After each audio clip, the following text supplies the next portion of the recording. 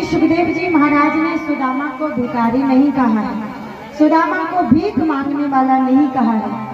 और वाकई में सुदामा भिखारी नहीं थे, और न ही हम सुदामा को भीख मांगने वाला कह सकते हैं।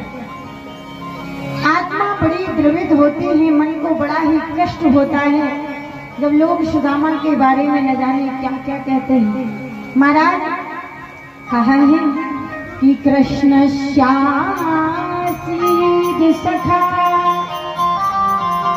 कश्चिद ब्राह्मणो ब्रह्मा वित्तमः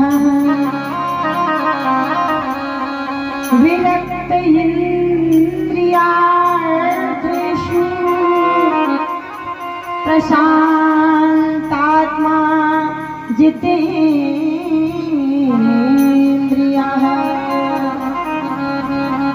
श्री सुदामा बचपन से विरक्त थे, इंद्रियों में सुदामा की विरक्ति है। सुदामा का प्रशांत मन है और जितेंद्रिय है।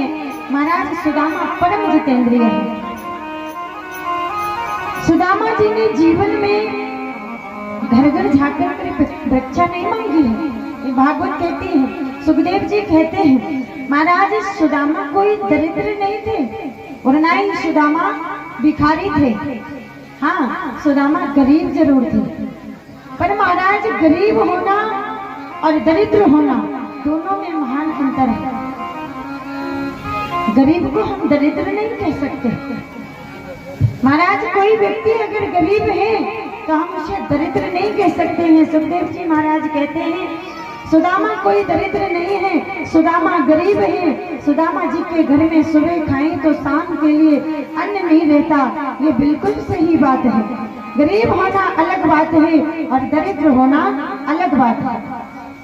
सुदामा गरीब तो है परंतु सुदामा दरिद्र नहीं है। महाराज एक अरबपति व्यक्ति को मैं दरिद्र कह सकता हूँ, परंतु एक गरीब व्यक्ति को कभी भी दरिद्र नहीं कहा जा सकता है। महाराज दरिद्र वो है जो असंतोषी है। महाराज जिसके मन में असंतोष है, जो संतोषी नहीं है, उसको सबसे बड़ा दरिद्र कहा गया है। गरीब को हम दरिद्र नहीं कह सकते।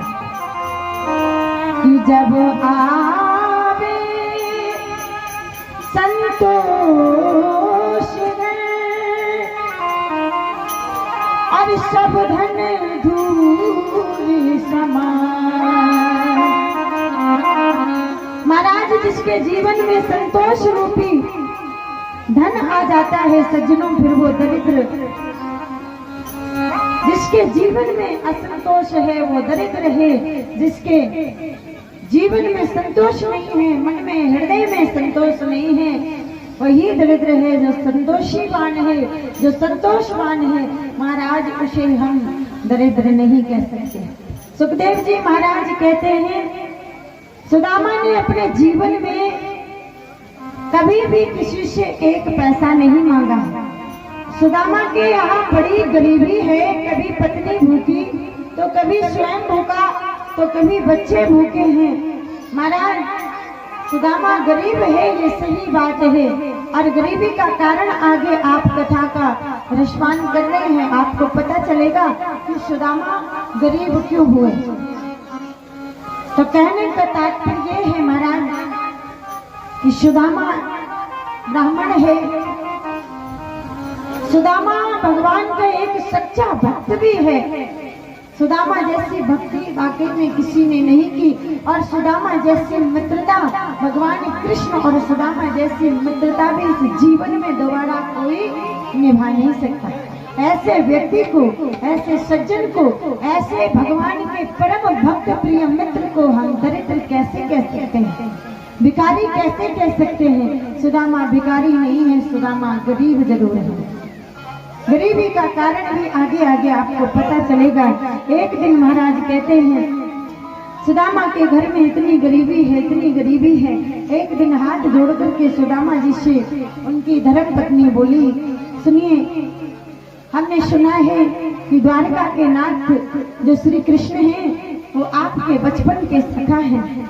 सुदामा जी के नेत्र सजल हो गए और अपनी पत्नी से बोले, देवी तुमने कितनी पुरानी बात याद दिलाई है, कितनी पुरानी बात कही है। श्री कृष्ण केवल मेरे मित्र ही नहीं बल्कि मेरे लंगोटिया यार भी हैं। महाराज दोनों एक साथ रहते थे, एक साथ पढ़ते थे, एक साथ खेलते थे। पर महाराज आजकल वो द्वारका के राजा कहे जाते हैं। महाराज सुखदेव जी महाराज कहते हैं, अपनी धर्म पत्नी से सुदामा जी वार्तालाप कर रहे हैं। आजकल वो द्वारका के राजा हैं और मैं अपनी कुटिया का राजा हूँ। पत्नी का मन में पत्नी के उत्साह आया तो हाथ जोड़ करके कहने लगी, अगर वो तुम्हारे पति हैं, तुम्हारे रक्षक हैं, तुम्हारे मित्र हैं, तुम्हारे सखा हैं, तुम्हारे सब कुछ है, तुम कहते हो कि कन्हैया मेरे सब कुछ है, मेरे सारे रिश्ते भगवान से, तो एक बार आप भगवान श्री कृष्ण के पास क्यों नहीं चले जाते? एक बार जाकर के क्यों नहीं मिल आते हैं? और मुझे लगता है कि यदि आप भगवान श्री कृष्ण के यहाँ चले जाएं, द्वारकाधीश के यहाँ चले जाएं, तो मुझे लगता है कि आपके कष्टों का निवारण हो जाएगा। बार बार जब ऐसे कह रही हैं सुदामा जी की धर्मपत्नी, सुदामा जी कहते हैं अपनी भार्या से, हे देवी मैं कैसे जाऊं, बताओ तो सही। घर में खाने को एक दाना भी नहीं है और शास्त्रों में लिखा है कि अपने मित्र के यहाँ, अपने सखा के यहाँ और गुरु के यहाँ कभी खाली हाथ नहीं जाना चाहिए। और तुम जानती हो कि मेरे पास कुछ भी नहीं है ले जाने के लिए, मैं कैसे जाऊं, खाली हाथ कैसे जाऊं? बार बार जब सुदामा कह रहे हैं तो महाराज आंखों में अश्रु हैं। चाहते तो सुदामा जी भी हैं कि एक बार मैं अपने बचपन के मित्र सुदामा से मिलूं। आज उनकी भार्या ने, उनकी देवी ने जब इतनी पुरानी चर्चा को छेड़ दिया, पुरानी बातों को छेड़ दिया, तो आज सुदामा बचपन से लेकर के अब तक का समय याद करके कभी प्रसन्न होते हैं तो कभी आंखों से अश्रु बहते हैं। अपने पुराने दिन याद कर करके महाराज सुदामा के नेत्र सजल हो गए हैं।